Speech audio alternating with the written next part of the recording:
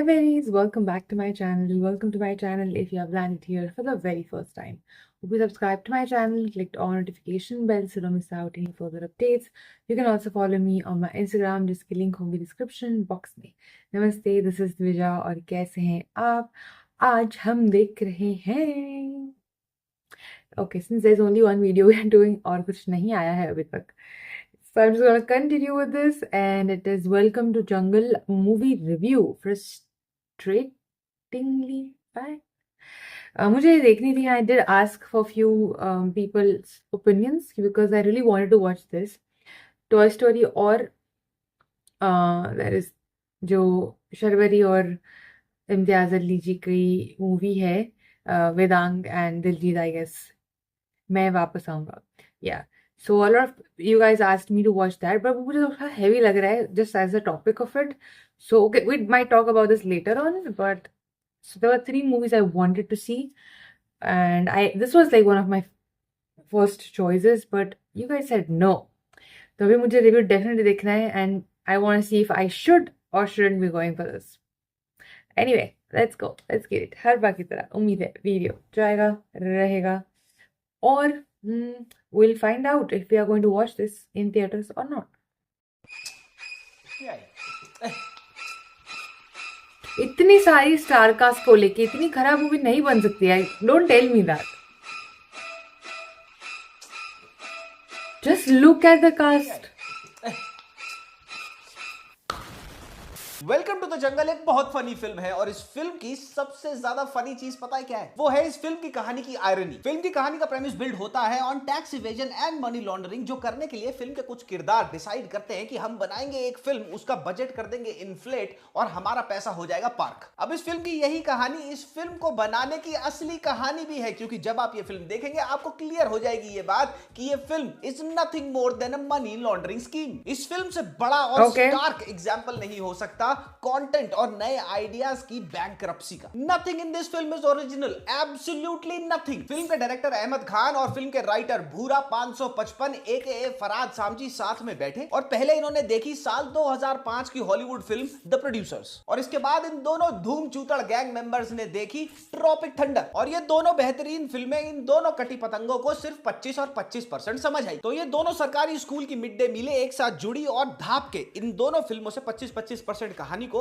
अपनी कहानी का यानी कि वेलकम टू द जंगल का 50% प्लॉट लिख दिया. लेकिन अभी भी 50% I need to see the OG तो इन दोनों movies pre historic single celled organisms ने पता है क्या किया? आवारा पागल दीवाना, दीवाने हुए पागल, वेलकम 1, हेरा फेरी 1 और हेरा फेरी 2 यानी कि फिर हेरा फेरी, इन सारी पिक्चरों को इकट्ठा करके देखा और इन सारी फिल्मों में से जितनी भी मेमोरेबल और आइकॉनिक मोमेंट्स हैं जो सोशल मीडिया पे पर्टिकुलरली आज के टाइम पे बहुत वायरल हैं, उनको उठा के जोक्स और ह्यूमर के नाम पर कॉल बैक पे कॉल बैक दे दिए. कोई नए तरीके का बेहतरीन ह्यूमर लिखा हुआ नहीं है फिल्म के अंदर. हर 5 मिनट में आपको पुरानी किसी पिक्चर से एक कॉल बैक मिल जाएगा. इनको अच्छी तरह पता है कि आजकल नॉस्टैल्जिया बोल दो तो मुंह से शीघ्र पतन होने लग जाता है लोगों का. यही बातें तो बाद में याद आएंगी. Not really. I think people are. नई राइटिंग करनी क्यों है? चलो एक बारी को माना तुमने रेफरेंशियल जोक्स ले लिए पुरानी पिक्चरों में से. 10 मिनट, 15 मिनट, 25 मिनट, 30 मिनट, पूरी की पूरी पिक्चर ही कॉल बैक और रेफरेंशियल जोक्स. ये नहीं होना चाहिए. You can take it. But film शुरू होती है और पहले ही शॉट में जॉनी लीवर साहब का एक डायलॉग है, वेलकम वेलकम वेलकम. क्यों? क्योंकि वेलकम 3.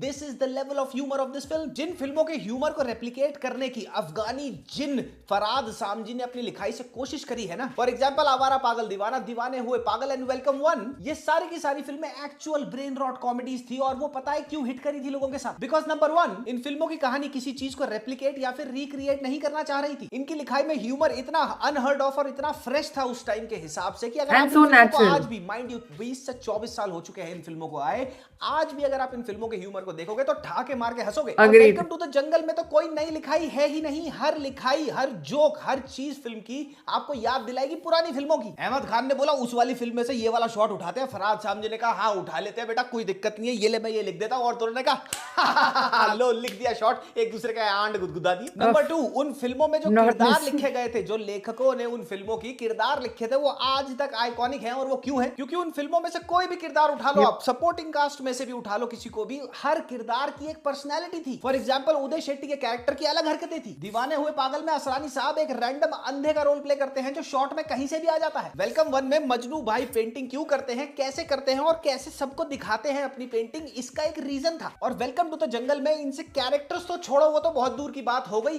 प्लूरल लगाओ ही मत, इनसे एक कैरेक्टर ऐसा नहीं बना जो अगर आप थिएटर छोड़ दोगे और आधे घंटे के बाद उसका नाम याद रखोगे। जहां इनको बैठ के लिखाई करनी थी, किरदार लिखने थे, बढ़िया कैरेक्टर्स बनाने थे, वहां मियां फराद फैलोपियन ट्यूब की कलम गंडमरी पिस्तौल बन गई। इस काम चोरी का सबसे बड़ा एग्जाम्पल है फिल्म में सुनील शेट्टी साहब का कैरेक्टर येड़ा अन्ना का। आवारा पागल दीवाना से एग्जैक्ट कैरेक्टर उठा लिया, उसको एग्जैक्ट कैरेक्टरिस्टिक फीचर दे दिया। कहानी में उदय शेट्टी का रिकॉल देना था तो येड़ा अन्ना को भाई बना दिया उदय शेट्टी का। और सुनील शेट्टी एज येड़ा अन्ना सबसे ज्यादा क्रिंज है इस फिल्म के अंदर, जबकि आप अगर आज भी आवारा पागल दीवाना का येड़ा अन्ना उठा के देख लोगे तो हंस हंस के पागल हो जाओगे। मजनू भाई का क्या कैरेक्टर था वेलकम वन में, अब उसको रिकॉल देना था तो जबरदस्ती बेसिर पैर का एक कैरेक्टर बना दिया, अरशद वारसी साहब को बना दिया इन्होंने रोमियो, जो कौन होता है मजनू भाई का छोटा भाई। वेलकम वन में एक बड़ी आइकॉनिक पेंटिंग बनाते हैं मजनू भाई जिसमें घोड़े के ऊपर गधा होता है। और वेलकम टू द जंगल में इन्होंने इतनी काम चोरी करी है कि इनसे एक नई पेंटिंग तक नहीं बनी, सिर्फ और सिर्फ नॉस्टैल्जिया बेट करने के लिए और वहां से ह्यूमर एक्सट्रैक्ट करने के लिए इन्होंने वही मजनू भाई वाली पेंटिंग उठाई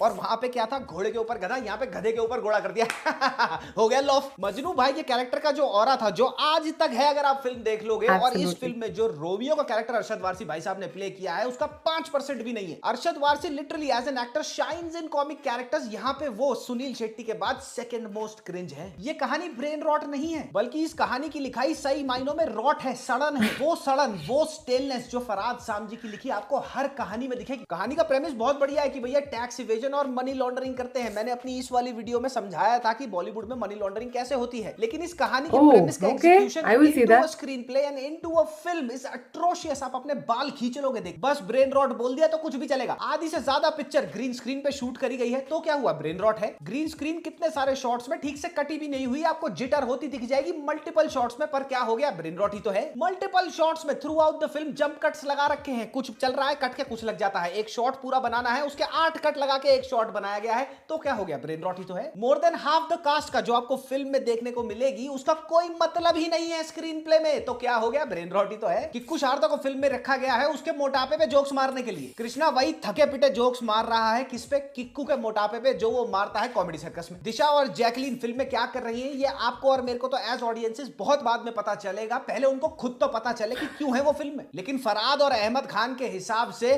टेंट में टेंट भी तो लगना चाहिए, इसलिए दो बढ़िया दिखने वाली लड़कियां लो और उनके कपड़े डिवाइड बाय 2 कर दो, हो गया काम। दलेर मेहंदी का जो कैरेक्टर है माशाल्लाह सुभान अल्लाह, तुनक तुनक तुनक तुनक। एक शॉट में इनकी फिल्म का एक रेड कारपेट इवेंट होता है, वहां पे फिल्म के सारे कास्ट मेंबर एक एक करके एंट्री करते हैं। इस शॉट में इन्होंने दलेर मेहंदी की एंट्री पता कैसे डाली है, इन्होंने दलेर को बोला तू किसी भी स्टूडियो चला जा, वहां पे ग्रीन स्क्रीन के सामने खड़ा हो जा और वहां पे ऐसे एक्टिंग करनी है तूने जैसे तू रेड कारपेट पे चल रहा हो। ये फुटेज शूट करवा के फोन से ही शूट कर लियो, हमारे को व्हाट्सएप पे सेंड कर दियो। वही फुटेज इन्होंने व्हाट्सएप से उठाई, उसको काटा और रेड कारपेट पे डाल दिया। रेड कारपेट ऐसे, दलेर मेहंदी ऐसे, हाथ चल रहा है। अच्छा, इस वाहियाती में आगे बढ़ने से पहले इस हफ्ते में बैठा ऑनेस्टली सेइंग पॉडकास्ट पे with the one and only the Okay, let's go to the review for now. I want to say a lot of things later on. Creator mister Ambarish Verma क्या दिए हैं वो मैं तुम्हारे को सुनाता हूं और फिर तुम्हें पता है, ऑलरेडी नो है तुम्हारे को कि क्या करना है। लॉफिंग इन 3 2 1। अक्षय कुमार दलेर मेहंदी को कहता है कि आपका नाम तो दलेर है, आप जाके गुंडों से सॉलिसिट करो। दलेर मेहंदी कहता है कि दलेर नाम होने से कोई दलेर थोड़ी हो जाता है, नाम नूम में कुछ नहीं रखा है। ऐसे तो मेरी बीवी का नाम शांति है, लेकिन वो सारा दिन चबड़ चबड़ करती है।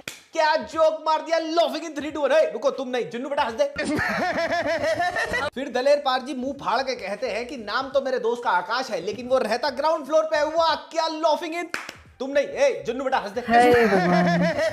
फिर पाजी अपनी साली को पेलते हुए बोलते हैं कि मेरी साली का नाम शर्मिली है, लेकिन मैंने उससे बेशरम लड़की आज तक नहीं देखी। लॉफिंग इन 3 2 1। अबे तुम नहीं यार, जुन्नू बेटा हंस दे।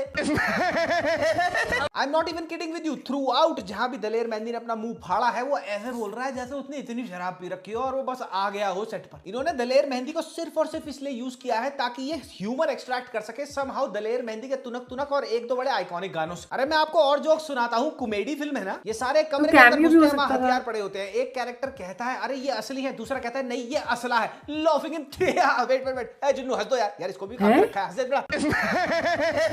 एक वेरी फनी कॉमेडी जोक में कृष्णा को एक बंदा कहता है तू बस कर, तो वो कहता है हाँ तू रिक्शा कर लेना। लॉफिंग वेट यार प्लीज यार जुन्नू हंस दे बेटा। This was released. सिर्फ और सिर्फ पूरी फिल्म में फरीदा जलाल और किरण कुमार के दो ऐसे कैरेक्टर्स हैं जिनको एक दो बार देख के आपको हंसी यार, आएगी, और cast- वो भी इतने रिपीट कर दिए हैं, उनके जोक्स इतने रिपीट कर दिए हैं कि आखिरी तक आते आते आपको वो भी नहीं हंसा पाएंगे। फिल्म की मैक्सिमम सपोर्टिंग कास्ट, जिसमें बहुत टैलेंटेड इंडिविजुअल्स भी हैं, इनको सिर्फ और सिर्फ कास्ट इसलिए किया है ताकि ये अक्षय कुमार के पीछे फ्रेम में खड़े हो और भीड़ लगा के हंस सके। आवारा पागल दीवाना, दीवाने हुए पागल, वेलकम वन, हेरा फेरी, फिर हेरा फेरी का नॉस्टैल्जिया इन चूतियों ने रिक्रिएट तो करना है, लेकिन एक गाना इनसे अच्छा नहीं बना फिल्म में। एक गाना ऊंचा लंबा कद भी इन्होंने उठा के रीमेक कर मारा। मेटा जोक्स है, मेटा जोक्स है, बार बार बुलवा बुलवा कर टटपूंजियों से आपको चूतिया बनाया जा रहा है। मेरे से लिखवा लो, अहमद खान और फराद सामजी को मेटा ह्यूमर का झांट मतलब भी नहीं पता होगा। इन्होंने आपस में भी यही बोल के कन्वर्स किया होगा, हाँ उस वाली फिल्म का ले लेते हैं कॉल बैक, उस वाली फिल्म का कॉल बैक डाल दे, वो वाली फिल्म का कॉल बैक डाल दे, चार चूतियों को इकट्ठा करके मेटा ह्यूमर बुलवा देंगे, हर जगह जाके मेटा ह्यूमर बोल देंगे। I अगर don't ये see what Deepika exactly meta चिटियापा humor is, Meta मुझे नहीं ह्यूमर पता। है ना, तो वरुण धवन और डेविड धवन की कुली नंबर 1 का जो रीमेक था वो भी मेटा ह्यूमर था,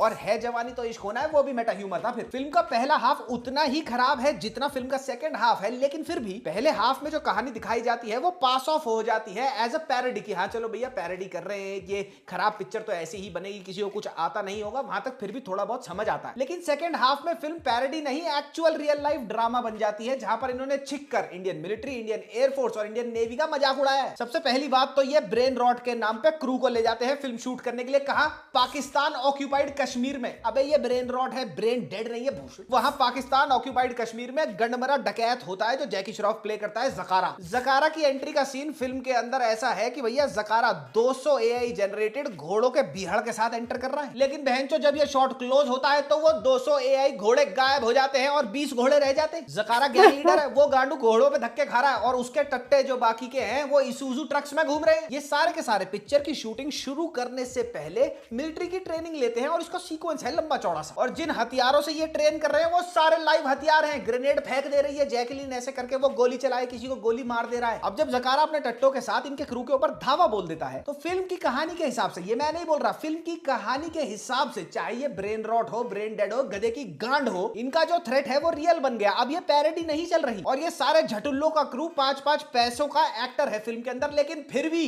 इनकी कहीं ना कहीं से जमीर जाग जाता है और ये ट्रेंड टेररिस्ट को पेलने लग जाते हैं। माइंड यू ये पैरोडी नहीं चल रही है फर्स्ट हाफ की तरह, ये इनके क्रू के सामने एक रियल थ्रेट है। फिर ये सारे के सारे लोडू लाल घुस जाते हैं एक stock pile I wish everyone could do that. जो किसने इकट्ठा कर रखा था, जकारा ने, और जकारा ने जहां पे वो बना रखा है पूरा का पूरा स्टॉक पाइल वेपन्स का, वहां पे एक गार्ड नहीं है। ये घुस जाते हैं, कह रहे देखो कितने सारे हथियार है, हम चलाएंगे इन्हें। अंदर घुसते ही अक्षय कुमार कहता है ये तो बड़े एडवांस हथियार है, ये तो कोई आर्मी वाला ही चला सकता है। फिर सारे चूतिया मिलकर खुद ही चलाने लग जाते हैं उन हथियारों को। और पता है इस खुफिया हथियारों की लोकेशन पे इनको कौन मिलते हैं? 3 असली इंडियन आर्मी के soldier. Again I am saying this, parody नहीं चल रही है अब यहाँ। और ये तीनों वहां पे एक अंडरग्राउंड बेसमेंट में 15 साल से कैद है, मुंह भाड़ के 15 साल। और इन अपेरेंटली रियल आर्मी ऑफिसर्स का saved नाम them. इन्होंने मौकरी में पता है क्या रखा है? महाभारत के इन 3 कैरेक्टर्स का नाम, क्योंकि ये यही तीनों महाभारत में भी प्ले करते हैं, कर्ण, Okay. अर्जुन और दुर्योधन। अब ये तो असली इंडियन आर्मी ऑफिसर है, इनको देख के पता नहीं चल रहा कि हाँ। भैया ये तो फिल्म शूट करने वाले एक्टर्स हैं। इन्होंने जो फटीग्स, आर्मी फटीग्स पहने हुए हैं वो नकली हैं, वो इंडियन आर्मी की यूनिफॉर्म्स नहीं है, इनको पता नहीं चलता। ये बची कुछ ही कसर चुतियापे की वहां पूरी हो जाती है जहां अक्षय कुमार को अपने 15 साल पुराना खोया हुआ मिलिट्री आर्मी वाला बाप वापस मिल जाता है लास्ट में। अब यहाँ पे लॉजिक देखो क्या हगा है इन्होंने, और यहाँ पे लॉजिक ऑटोमेटिकली इंप्लाइड है क्योंकि यहाँ पे पैरोडी नहीं चल रही। अब वो लोग आ चुके हैं फिल्म के अंदर जो इनके क्रू का I पार्ट think you नहीं should है, leave जो logic for this बनाने movies. आए हैं वो उसका पार्ट नहीं है, ये एक्चुअल सोल्जर्स है कहानी के मुताबिक। अक्षय कुमार फिल्म में 40 से 45 साल का है। इस हिसाब से अक्षय कुमार का जो बाप अक्षय कुमार को पा जाता है, जो मिल जाता है 15 साल के बाद, वो कितनी उम्र का होगा? कम से कम 70 से 80 साल के बीच का होगा। लेकिन ये 75 से 80 तोतला होता है। तोतला वो कहता है हेलो दितौलिन, और ये एक्चुअल इंडियन आर्मी ऑफिसर्स का मजाक उड़ाया गया है यहाँ पर। और उस तरफ हमारे बॉर्डर के इस तरफ हिंदुस्तान में बैठे हुए वहां पे भाई साहब एक जो फोन उठाते हैं इनका, वो होते हैं मिलिट्री के कमांडर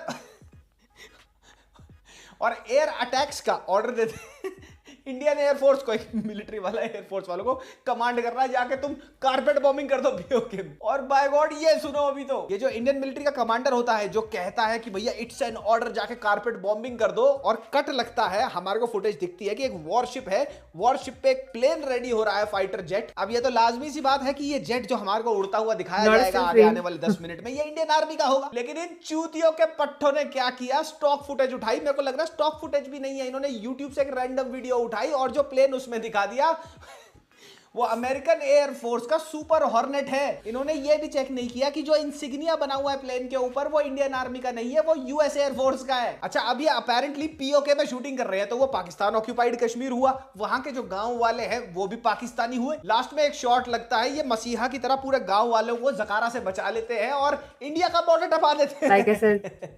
कहते चलो हमारे साथ हिंदुस्तान, उनमें कोई और पता है बॉर्डर पे क्या है, बॉर्डर खोलते हुए कैसे दिखाया इंडिया की तरफ से, बॉर्डर पता कैसे खुल रहा है, इतनी बड़ी कुंडी लगा रखी है, कच कच कच कच कुंडी खुलती है, सारे भगे भगे अंदर आ जाते हैं। तो भैया अब मैं तुम्हारे को लगे हाथ फिल्म की कहानी बता देता हूँ जो फरहाद हाजी को नहीं बताती और अहमद खान को नहीं बताती, और साथ ही आज हम बनाएंगे क्या, बिग हाउस विद मैग्नेटाइज। तो भैया पिक्चर शुरू होती है, जो भी है पिक्चर ही बोल लेते हैं इसको, शुरू होती है भैया और पता लगता है कि मनी लॉन्ड्रिंग के लिए भैया टैक्स इवेजन के लिए पिक्चर बनानी है। जैकलिन को ब्लॉन्ड बाल दे दिया, पता नहीं क्यों ब्लॉन्ड बाल बनाए घूम रही है वो, there is no reason to it, ठीक है। जॉनी लीवर साहब बेचारे जो सपोर्टिंग कास्ट है उनको मैं ज़्यादा वो नहीं बोलता, ठीक है कोई नहीं।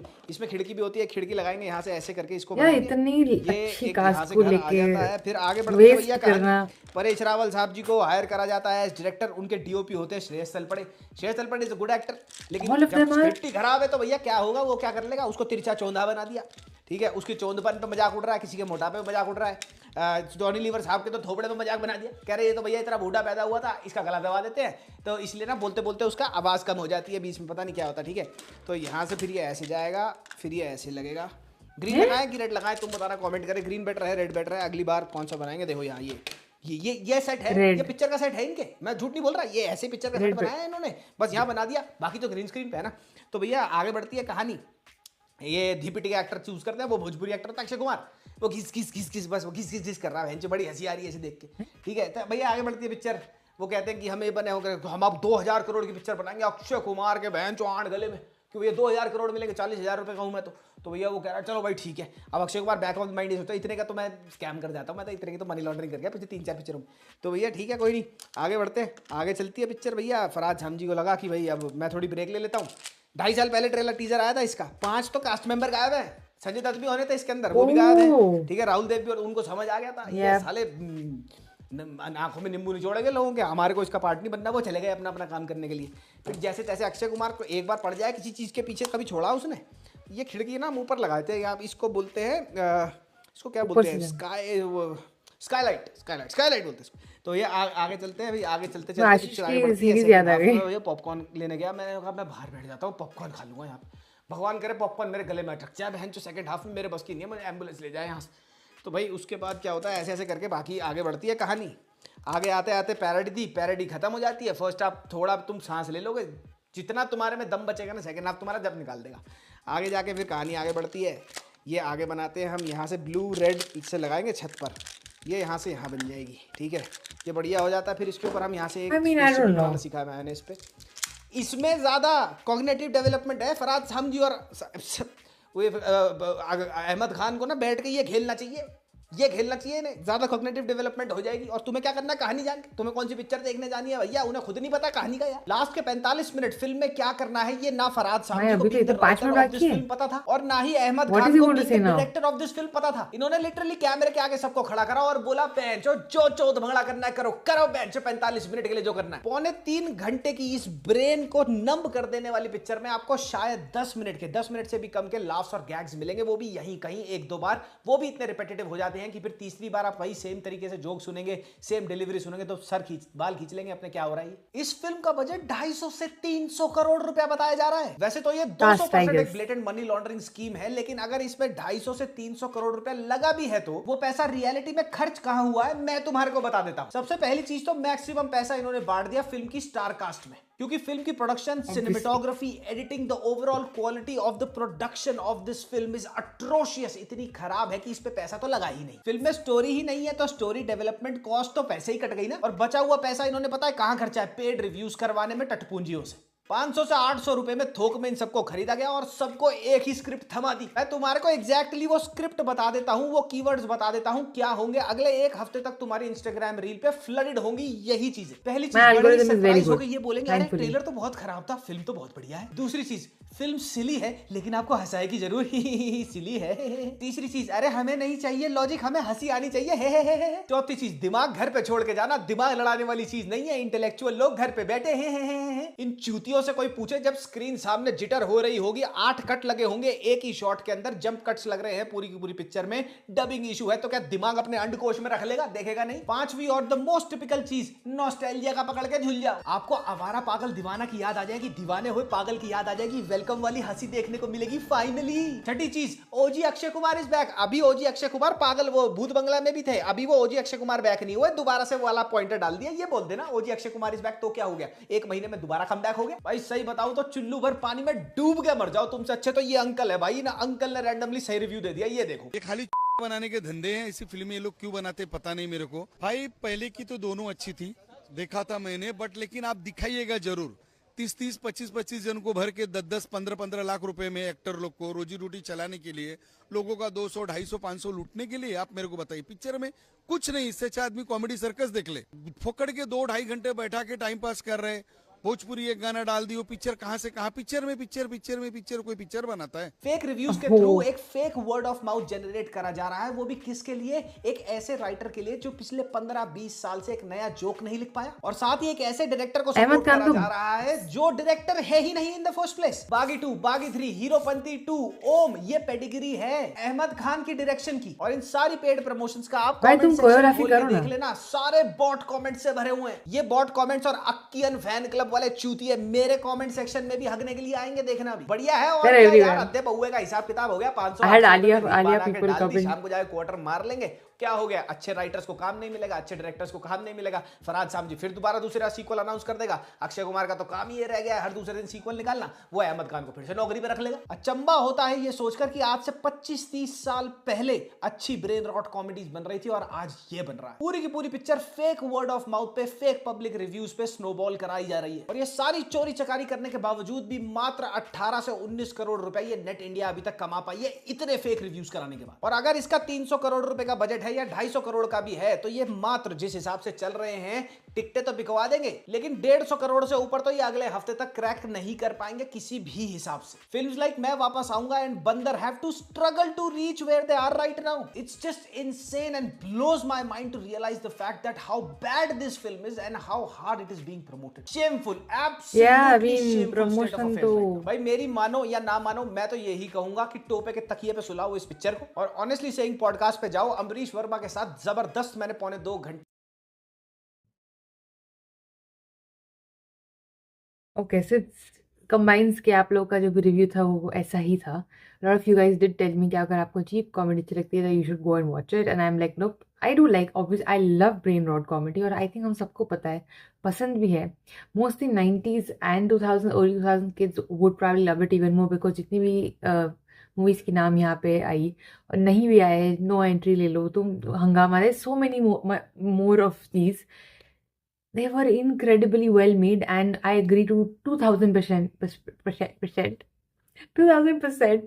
तुषार कि आज भी अगर मैं वो देखूँ और देखती हूँ मैं, lot of times I go back to the safe shows and safe movies, but I'm just like, oh, I don't know what to do, I'm not feeling very good, कुछ नया ट्राई नहीं कर रहा है, लेकिन मुझे पता है कि इसमें मजा आएगा, वही देखूंगी।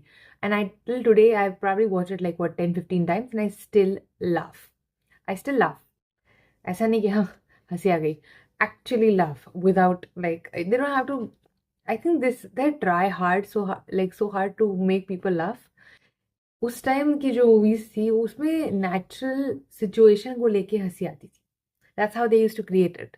Now they're creating atmosphere for them, for people, so that they will laugh, like please हंसो। तो I don't know, see, I have not seen this and I do have to say this again, although everyone would say this point कि these, since it's brain rot, right, you don't have to look for logic in it, no matter what, you should not be looking for logic in this kind of movies. I know अगर तुम उस हिसाब से अपना तुम that's how you think, तुम उस तरह सोचोगे no matter what, is like अरे ये तो थोड़ा ना होता है, but then you forget about it कि ये मूवी बना ही इसीलिए है, that it's brain rot. It's just not supposed to think. You're not supposed to think anything, to be honest, and that's how it's just going to be made. और उसमें भी अगर तुम्हें ऐसा लग रहा है कि वो हंसाने का ट्राई कर रहे हैं, then you have failed so bad. So yeah, I think in certain places where he was looking for logic or saying, oh, logically you have to think that way, makes no sense. Don't do it. तुम पछताओगे अगर तुम सोचोगे logically, तो तुम पछताओगे. This is going to be like अरे यार ये क्या देख लिया, रादर देन ओके मुझे पता था ये होने वाला है. To be chill for your own self. उन्होंने तो बुरी बनाई है, but you at least don't suffer. And I mean, to watch these kind of movies, मुझे तो because whatever he was saying was also in a way very repetitive for 20 minutes straight. I was like, अभी कितना है review? And literally the whole review is literally the same thing. It happened in like the first 5-6 minutes of it, और वही चीज repeat हो रही है 20 minutes तक. Imagine watching a movie just to give you a review for 3 hours, who has nothing in it, just so that you can give a review. Shan, I would not do it. I will not do it. I'll get up and leave. I think the only time I have had experience ऐसी movies के साथ 2 बार था. एक टशन, इतनी बकवास movie मैंने life में नहीं देखी. Thankfully we have reviews now like this and I have you guys कि आप बता देते हो कि मत ही जाना, तुम्हें नहीं अच्छा लगेगा. तो नहीं हुआ है मेरे साथ ऐसा. But and second was I think blade runner, ऐसा कुछ था. आई फॉरगॉट द नेम, बहुत पहले.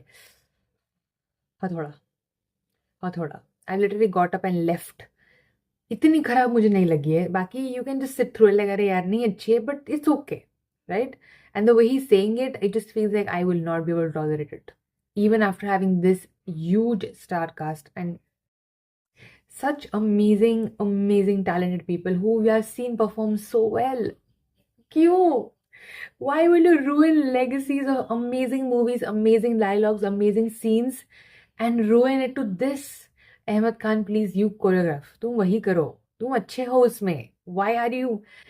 ऐसा नहीं है कि if you are good choreographer you can be a good director. You can, but if you are not, please go back. I would like to say that to Himesh Reshammi as well, you are a great producer, please yaar, stick to it. But yeah, he doesn't listen anyway. But yeah, I feel like there shouldn't be like one bit talk about logic is ऐसी movies में नहीं होना चाहिए. But yes, I will agree to the point कि तुम मजाक बना रहे हो, ठीक है, I understand, but not everything is a joke. So if it's a concern to army, or if it's something like ये पूरा फटे पुराने से joke or commenting on someone's face or someone's body, that's all you have. That's all you have, because we have done much better and there's so much other things to do. Oh yeah, तो सिर्फ मजाक है, नहीं है. Stop joking about things that you should not be joking about. You are aware enough कि ये नहीं होना चाहिए. But you do it because you want to taunt those people or whatever inferiority, superiority complex जो भी है तुम्हारे में. And you want to do that and then call it a joke. Yes, it's an insult. It's not a joke. So certain things should not be even mentioned as joke. And I always say that, and I will say it even here. क्या यार, you guys ऐसे लोगों को लेके यार, लोग अपने आप खुद दिमाग से लगा के अगर डायलॉग बोल देना तो भी अच्छा होगा इससे. I am sure. But I just truly believe कि इसमें लॉजिक ढूंढने की कोई ज़रूरत नहीं. इसमें ऐसे ही कुछ होने वाला था, मुझे तो लगा ही था पहले से. And I was not planning to watch it so much, so to the point I was like wait, but what if it's good? Because Bhoot Bangla was not bad. Bhoot Bangla, I genuinely enjoyed Bhoot Bangla. Yes, there was a lot of what he's saying, comebacks, right?